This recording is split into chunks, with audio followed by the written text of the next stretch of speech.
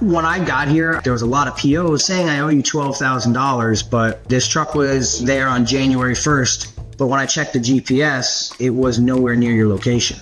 So it's like, what's going on here? It just actually happened today. Long story short, truck broke down. That was the closest shop I could get it to. So mom and pop shop called me and says, hey, you need a battery and an alternator. And I was able to look that up in Fleetio. I could check the maintenance history. Well, I literally just replaced the battery yesterday.